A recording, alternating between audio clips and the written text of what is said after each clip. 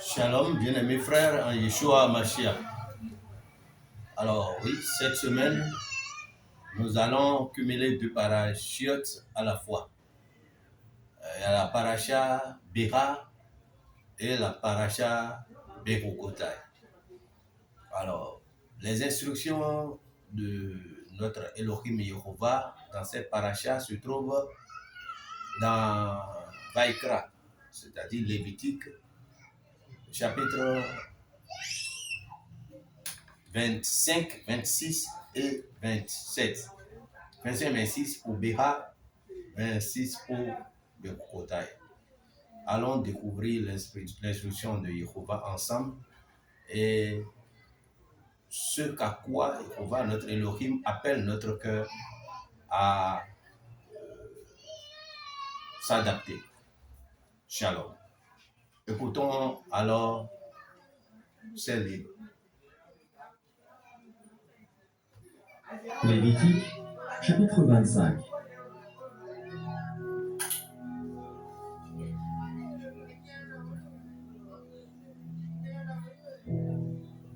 L'Éternel parla à Moïse sur la montagne de Sinaï et dit : Parle aux enfants d'Israël, et tu leur diras : Quand vous serez entrés dans le pays que je vous donne, la terre se reposera.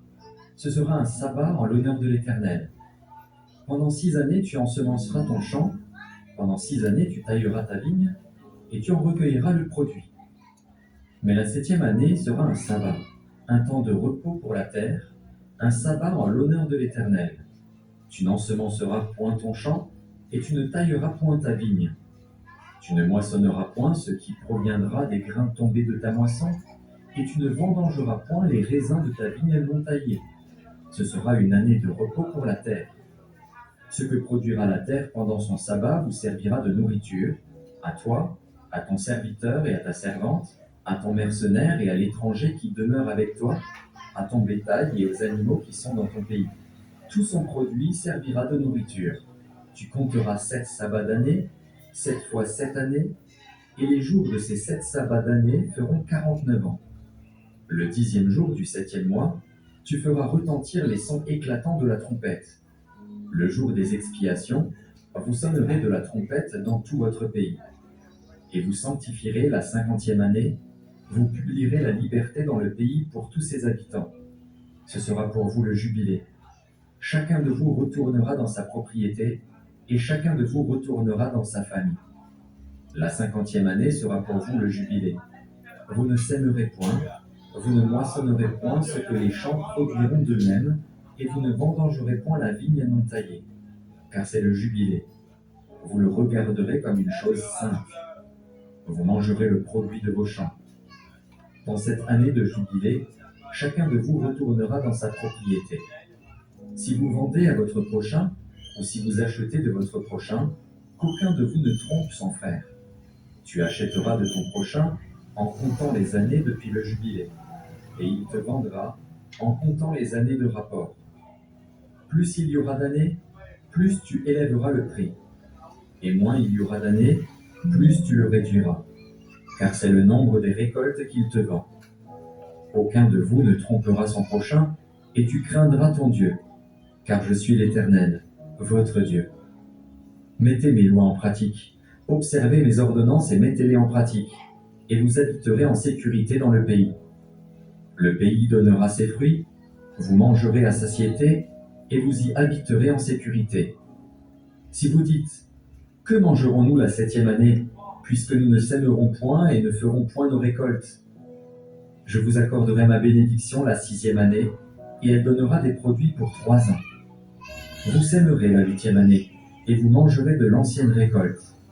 Jusqu'à la 9e année, jusqu'à la nouvelle récolte, vous mangerez de l'ancienne. Les terres ne se vendront point à perpétuité, car le pays est à moi, car vous êtes chez moi comme étrangers et comme habitants. Dans tout le pays dont vous aurez la possession, vous établirez le droit de rachat pour les terres. Si ton frère devient pauvre et vend une portion de sa propriété, celui qui a le droit de rachat, son plus proche parent, viendra et rachètera ce qu'a vendu son frère. Si un homme n'a personne qui a le droit de rachat et qu'il se procure lui-même de quoi faire son rachat, il comptera les années depuis la vente, restituera le surplus à l'acquéreur et retournera dans sa propriété. S'il ne trouve pas de quoi lui faire cette restitution, ce qu'il a vendu restera entre les mains de l'acquéreur jusqu'à l'année du jubilé. Au jubilé, il retournera dans sa propriété et l'acquéreur en sortira. Si un homme vend une maison d'habitation dans une ville entourée de murs, il aura le droit de rachat jusqu'à l'accomplissement d'une année depuis la vente. Son droit de rachat durera 1 an. Mais si cette maison située dans une ville entourée de murs n'est pas rachetée avant l'accomplissement d'une année entière, elle restera à perpétuité à l'acquéreur et à ses descendants. Il n'en sortira point au jubilé. Les maisons des villages non entourés de murs seront considérées comme des fonds de terre. Elles pourront être rachetées et l'acquéreur en sortira au jubilé. Quant aux villes des Lévites et aux maisons qu'ils y posséderont, les Lévites auront droit perpétuel de rachat. Celui qui achètera des Lévites une maison sortira au jubilé de la maison vendue et de la ville où il la possédait, car les maisons des villes des Lévites sont leur propriété au milieu des enfants d'Israël. Les champs situés autour des villes des Lévites ne pourront point se vendre, car ils en ont à perpétuité la possession. Si ton frère devient pauvre, et que sa main fléchisse près de toi, tu le soutiendras. Tu feras de même pour celui qui est étranger et qui demeure dans le pays, afin qu'il vive avec toi. Tu ne tireras de lui ni intérêt ni usure, tu craindras ton Dieu, et ton frère vivra avec toi. Tu ne lui prêteras point ton argent à intérêt, et tu ne lui prêteras point tes vivres à usure. Je suis l'Éternel, ton Dieu, qui vous ai fait sortir du pays d'Égypte pour vous donner le pays de Canaan, pour être votre Dieu. Si ton frère devient pauvre près de toi et qu'il se vende à toi, tu ne lui imposeras point le travail d'un esclave. Il sera chez toi comme un mercenaire, comme celui qui y demeure.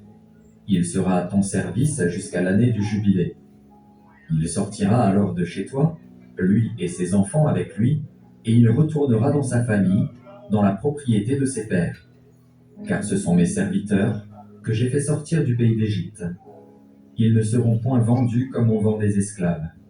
Tu ne domineras point sur lui avec dureté, et tu craindras ton Dieu. C'est des nations qui vous entourent que tu prendras ton esclave et ta servante qui t'appartiendront, c'est d'elles que vous achèterez l'esclave et la servante. Vous pourrez aussi en acheter des enfants, des étrangers qui demeureront chez toi, et de leurs familles qu'ils engendreront dans votre pays, et ils seront votre propriété. Vous les laisserez en héritage à vos enfants après vous, comme une propriété, vous les garderez comme esclaves à perpétuité. Mais à l'égard de vos frères, les enfants d'Israël, aucun de vous ne dominera avec dureté sur son frère.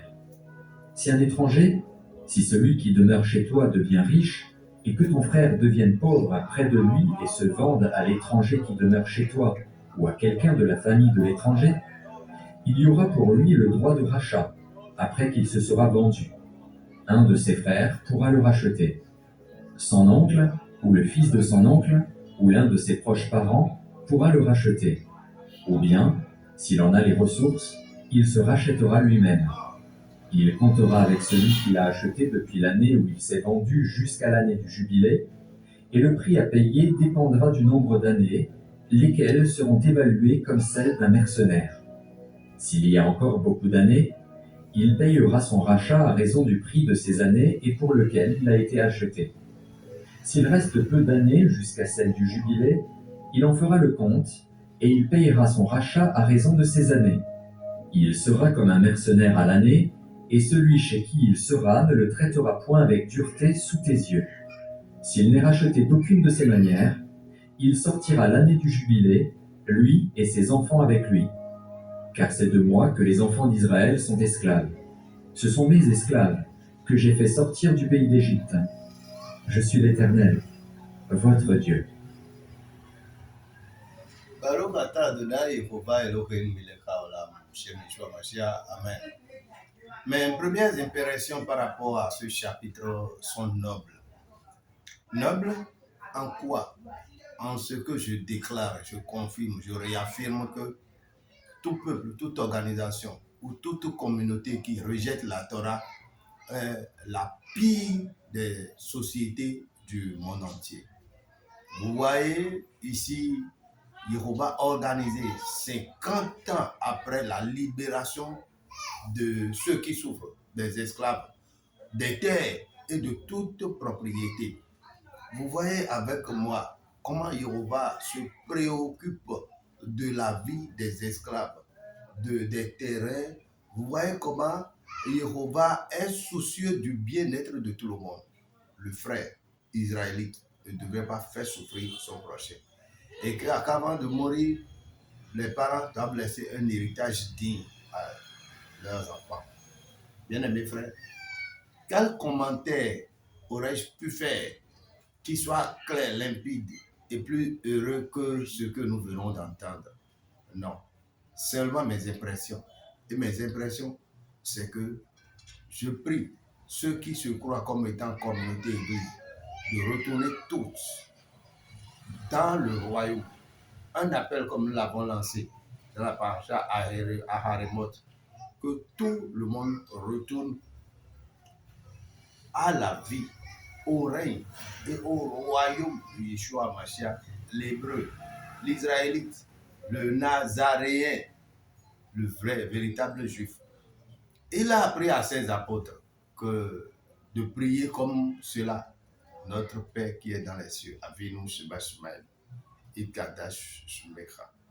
Que ton nom soit sanctifié, que ton règne vienne, Tavo Maltecha, que ton règne vienne, Tavo Maltecha.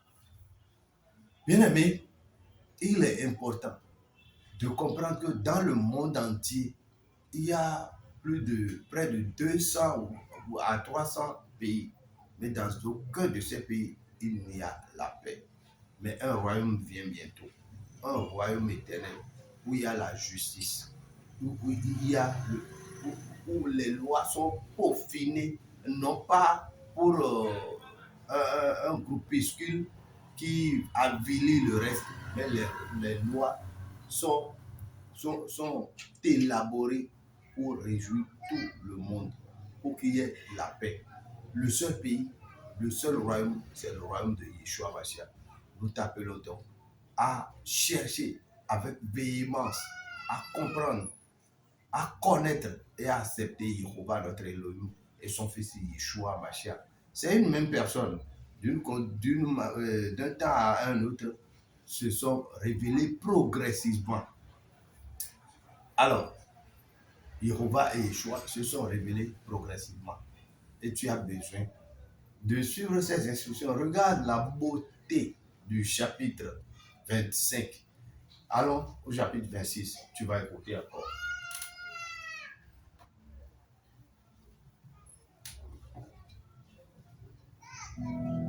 Lévitique, chapitre 20.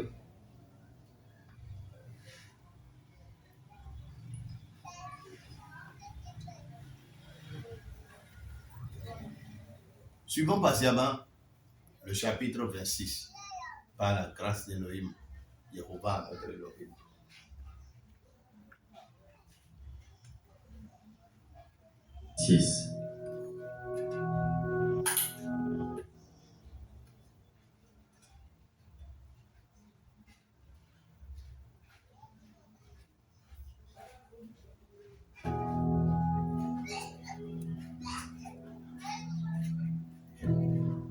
Vous ne vous ferez point d'idole.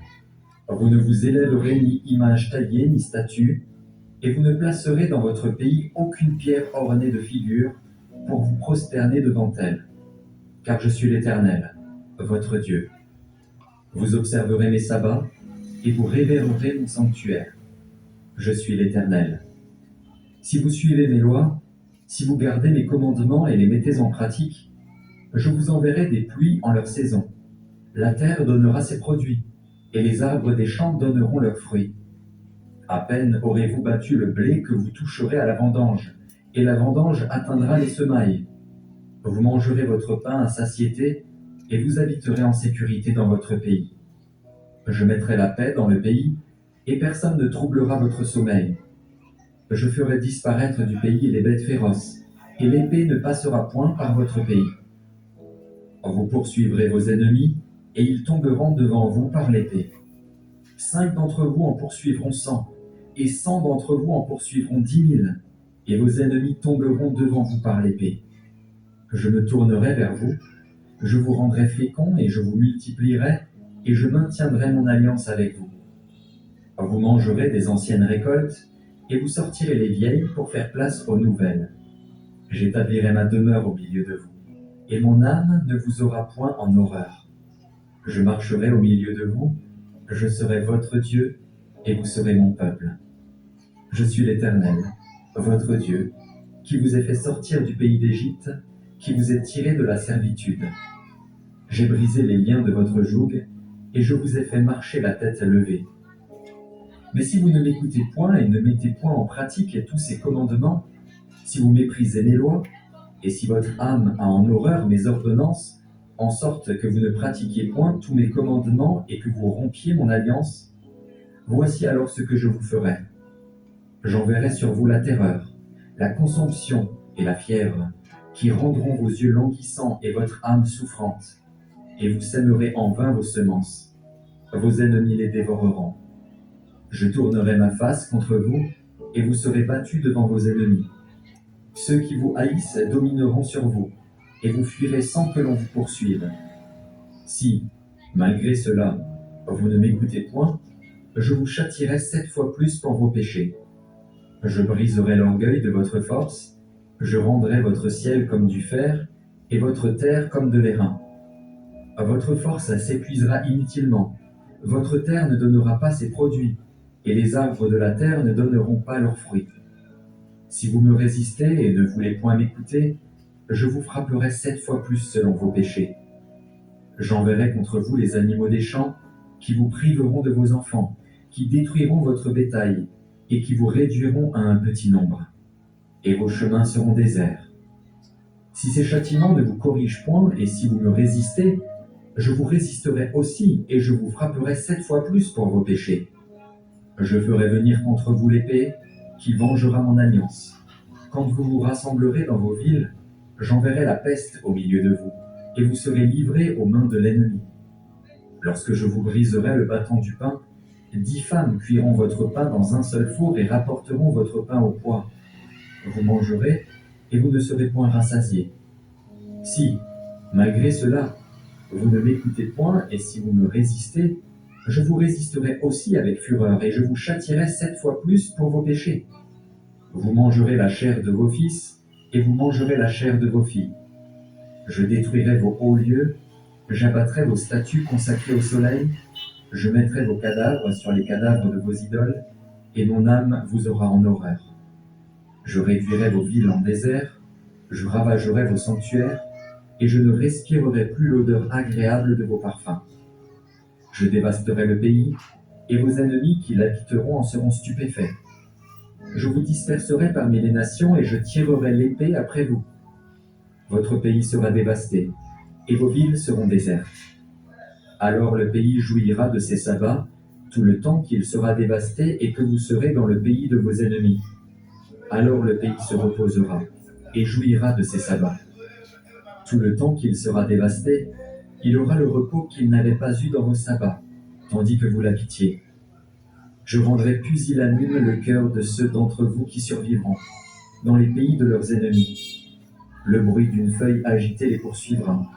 Ils fuiront comme on fuit devant l'épée, et ils tomberont sans qu'on les poursuive. Ils se renverseront les uns sur les autres comme devant l'épée, sans qu'on les poursuive. Vous ne subsisterez point en présence de vos ennemis. Vous périrez parmi les nations, et le pays de vos ennemis vous dévorera. Ceux d'entre vous qui survivront seront frappés de langueur pour leurs iniquités dans les pays de leurs ennemis. Ils seront aussi frappés de langueur pour les iniquités de leurs pères. Ils confesseront leurs iniquités et les iniquités de leurs pères, les transgressions qu'ils ont commises envers moi, et la résistance qu'elles m'ont opposée, péchés à cause desquels moi aussi je leur résisterai et les mènerai dans le pays de leurs ennemis. Et alors leur cœur incirconcis s'humiliera, et ils payeront la dette de leurs iniquités.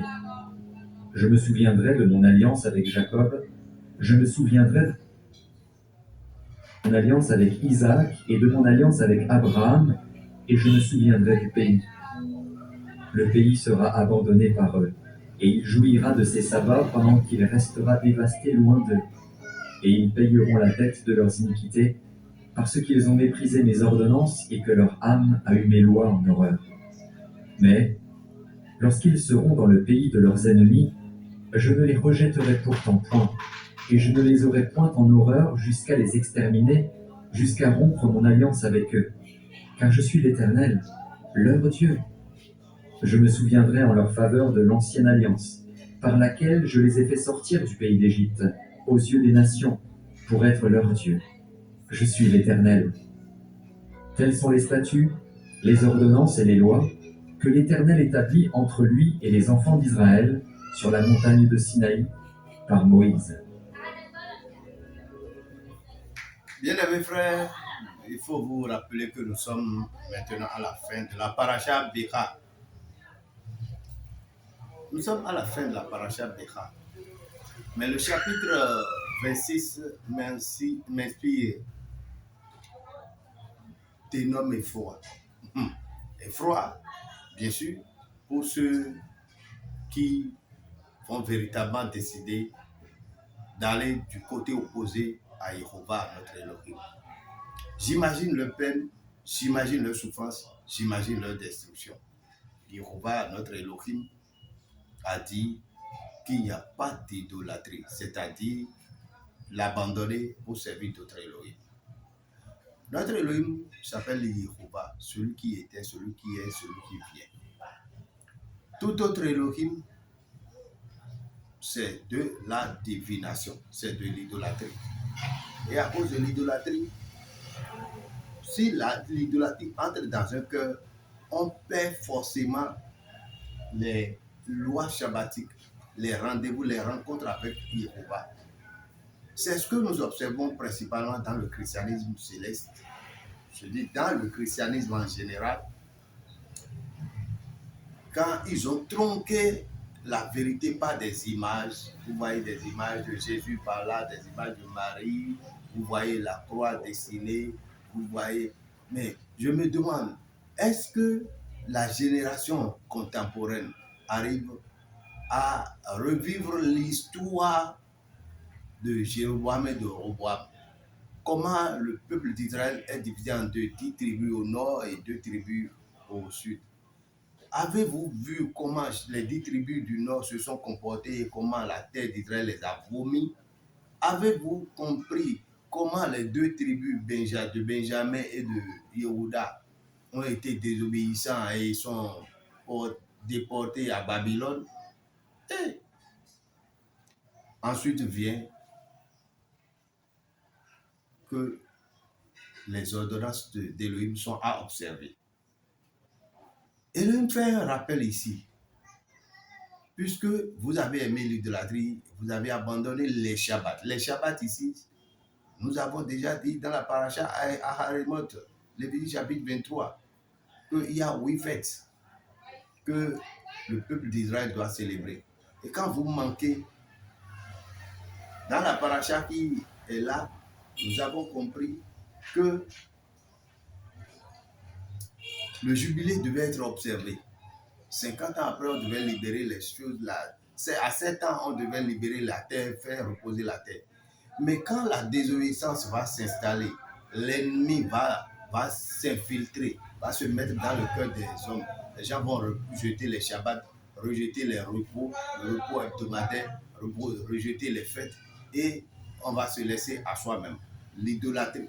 Le fait de ne pas reconnaître les fêtes d'Élohim, le fait de ne pas reconnaître le nom de Jéhovah va entraîner, quelle que soit votre spiritualité, à l'idolâtrie. Cela va vous entraîner dans l'idolâtrie. Et Israël était la preuve palpable. Ils ont payé pour cela. Puisqu'ils n'ont pas observé le repos, la terre les a vomis et la terre depuis ce moment est en train d'observer les repos qu'ils ont manqués. 2000 ans, 26 ans déjà, ou plus. Parce que Yeshua n'était pas né en l'an 1 ou en l'an 0. Il était déjà né depuis entre l'an -7 et -4. Bien-aimés frères. Alors, quelle est la leçon principale ici? La leçon principale ici, c'est que le désobéissant, l'idolâtre, paye 7 fois ce qu'il a causé comme péché. 7 fois. Et si Elohim veut en arrêter là, bon, ça fait une grande grâce. Dans le cas contraire, si Elohim décide autrement, c'est que l'œil avec lequel Yehovah, notre Elohim, regarde le péché est insaisissable, est incompréhensible. Nous ne pouvons pas imaginer. Alors, bien aimés frères, pour ne pas trop parler, parce qu'il nous reste la paracha, le livre de la paracha à Béokotaï, nous vous disons que ne suivez pas le christianisme, ne suivez pas le catholicisme, ne suivez rien, aucune religion, ni le judaïsme, aucune religion qui donne des instructions contraires aux instructions de la Torah. Et ce n'est que le nazarisme, le nazaréen, c'est-à-dire les suiveurs de Yeshua, Hamashiach, ceux du royaume de Yeshua, l'hébreu, l'israélite, le nazaréen, le juif, l'unique, le seul chemin pour entrer dans ce royaume. Vous le suivez, vous avez la paix. Le seul chemin de la paix, de la victoire, de la bénédiction, c'est Yeshua Hamashiach. Si tu ne connais pas Yeshua Hamashiach, tu ne l'invoques pas, tu n'invoques pas Yehovah. Dis-toi, tu peux avoir toutes les bonnes idées, toutes les idéologies mirobolantes, mais tu finis dans l'enfer et dans la géhenne. Bien aimés frères, allons écouter le chapitre 27.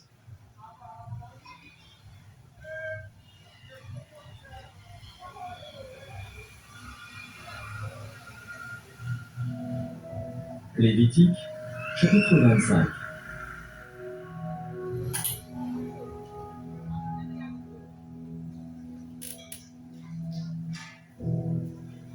L'Éternel parla à Moïse sur la montagne de Sinaï et dit : Parle aux enfants d'Israël, et tu leur diras : Quand vous serez entrés dans le pays que je vous donne, la terre se reposera. Ce sera un sabbat en l'honneur de l'Éternel.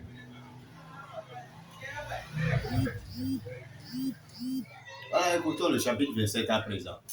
Chapitre 27. Lévitique, chapitre 27.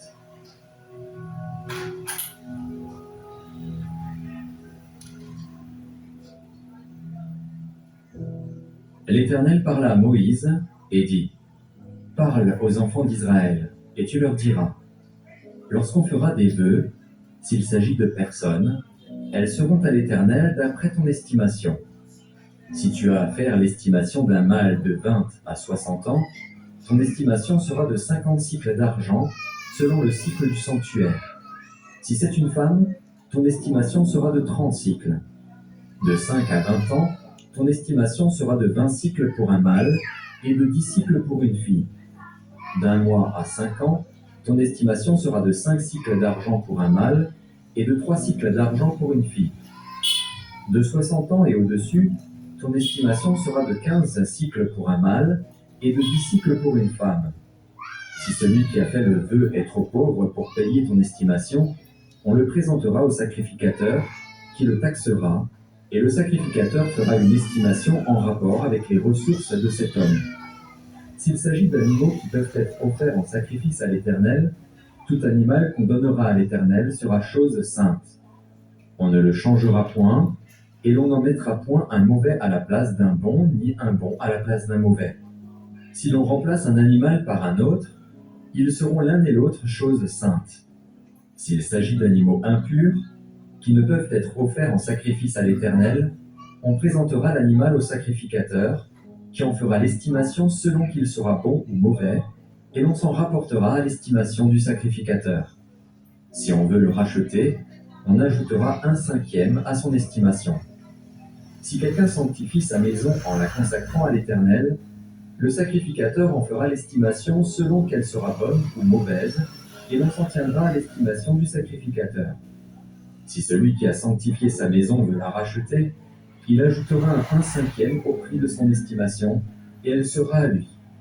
Si quelqu'un sanctifie à l'Éternel un champ de sa propriété, ton estimation sera en rapport avec la quantité de semences, 50 cycles d'argent pour un homère de semences d'orge. Si c'est dès l'année du jubilé qu'il sanctifie son champ, on s'en tiendra à ton estimation. Si c'est après le jubilé qu'il sanctifie son champ, le sacrificateur en évaluera le prix à raison du nombre d'années qui restent jusqu'au jubilé, et il sera fait une réduction sur ton estimation. Si celui qui a sanctifié son champ veut le racheter, il ajoutera 1/5 au prix de ton estimation, et le champ lui restera. S'il ne rachète point le champ, et qu'on le vende à un autre homme, il ne pourra plus être racheté. Et quand l'acquéreur en sortira au jubilé, ce champ sera consacré à l'Éternel, comme un champ qui a été dévoué. Il deviendra la propriété du sacrificateur. Si quelqu'un sanctifie à l'Éternel un champ qu'il a acquis et qui ne fait point partie de sa propriété, le sacrificateur en évaluera le prix d'après ton estimation jusqu'à l'année du jubilé, et cet homme payera le jour même le prix fixé, comme étant consacré à l'Éternel. L'année du jubilé, le champ retournera à celui de qui il avait été acheté et de la propriété dont il faisait partie. Toutes tes estimations se feront en cycle du sanctuaire. Le cycle est de 20 guéras. Nul ne pourra sanctifier le premier-né de son bétail, lequel appartient déjà à l'Éternel en sa qualité de premier-né. Soit bœuf, soit agneau, il appartient à l'Éternel. S'il s'agit d'un animal impur, on le rachètera au prix de ton estimation, en y ajoutant 1/5. S'il n'est pas racheté, il sera vendu d'après ton estimation. Tout ce qu'un homme dévouera par interdit à l'Éternel, dans ce qui lui appartient, ne pourra ni se vendre, ni se racheter, que ce soit une personne, un animal ou un champ de sa propriété. Tout ce qui sera dévoué par interdit sera entièrement consacré à l'Éternel. Aucune personne dévouée par interdit ne pourra être rachetée, elle sera mise à mort. Toute dîme de la terre, soit des récoltes de la terre, soit du fruit des arbres, appartient à l'Éternel. C'est une chose consacrée à l'Éternel. Si quelqu'un veut racheter quelque chose de sa dîme, il y ajoutera 1/5. Toute dîme de gros et de menu bétail, de tout ce qui passe sous la houlette, sera une dîme consacrée à l'Éternel. On n'examinera point si l'animal est bon ou mauvais, et l'on ne fera point d'échange. Si l'on remplace un animal par un autre, ils seront l'un et l'autre choses saintes, et ne pourront être rachetés. Tels sont les commandements que l'Éternel donna à Moïse pour les enfants d'Israël sur la montagne de Sinaï. Bien-aimés frères, nous démarrons et finissons en même temps la paracha Berukotai avec le thème de fidélité à la parole donnée. Le peuple d'Israël a été formé pour que la déclaration qui sorte de sa bouche soit exécutée de fond en comble. Et c'est la source véritable de l'exaucement de nos prières. Jacques n'a-t-il pas dit, ne soyez pas rapide à parler, soyez rapide à écouter, mais lent à parler. Parce que la Torah prévoit qu'il est mieux de ne pas faire un serment que d'en faire beaucoup et de ne pas réaliser. C'est une malédiction. Et quand nous écoutons cette paracha, nous voyons très sincèrement la volonté d'Élohim de nous bénir à travers notre propre déclaration. Yeshua Mashiach n'a-t-il pas dit, c'est ce qui sort de ta bouche, c'est avec cela qu'on te condamnera, on te jugera, on te fera du bien comme on te fera du mal. Donc nous sommes d'accord avec Jacob que notre langue soit sanctifiée pour être respectée et pour mériter les bénédictions de Jéhovah. La même chose qui ne devrait pas produire de l'eau amère et de l'eau douce doit être vouée à une seule chose. Et Jéhovah nous dit, c'est à la vie qu'il nous destine. Que puis-je vous dire sur cette paracha que vous le savez déjà? La volonté de l'homme de sanctifier, de mettre à part une partie de sa propriété à Jéhovah. c'est une obligation parce que cela constitue notre bénédiction. Mais quand tu ne le fais pas, c'est autant mieux que tu le déclares et ne pas le faire. Ça fait double péché. Alors, la dernière partie de cette paracha que nous allons exhiber, nous allons faire montrer à tout le monde, c'est les questions des dîmes. Le christianisme a été véritablement organisé, saupoudré, désordonné pour que le christianisme qui rejette la Torah accepte d'une part les dîmes. Il y a eu des révolutions après et qui disent que, ah non, Yeshua, un certain Jésus n'a pas donné la dîme et n'a pas appris à ses apôtres de prendre la dîme. Et nous avons tous été formés, nous avons mordu à cet appât de révolution de la pagaille.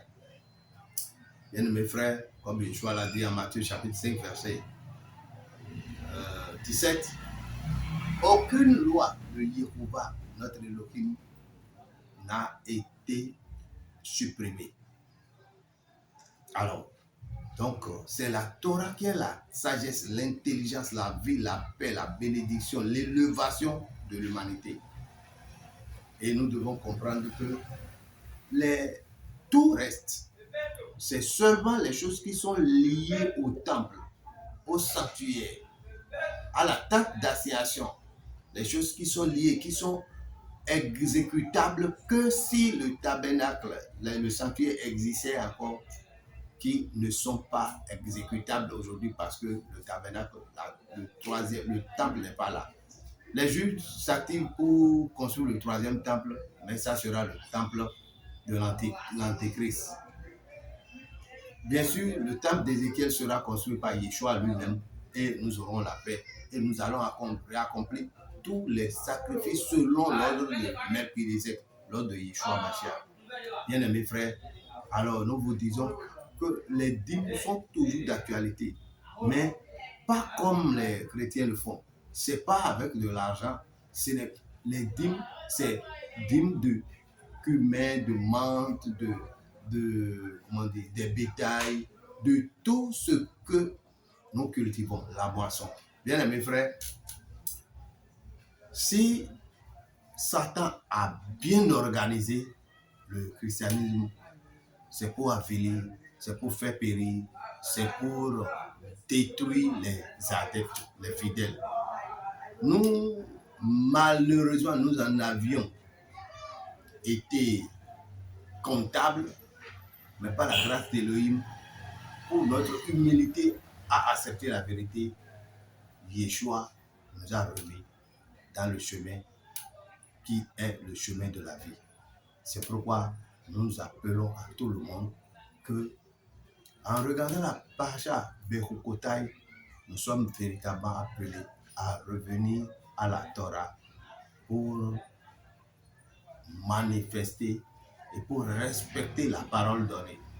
Quand tu ne respectes pas la parole donnée, tes prières seront bloquées et tu n'auras pas la vraie vie. Mais avant tout ça là, il faut que tout le monde revienne à Yeshua Mashiach, notre Adon. Il a dit, avant que n'arrive la fin, l'évangile du royaume sera prêché. Et c'est cela que nous vous prêchons, l'évangile du royaume.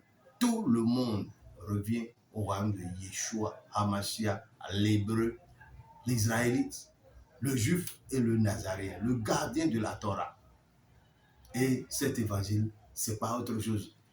Nous avons été incapables à bouger quoi que ce soit de la loi, à l'observer.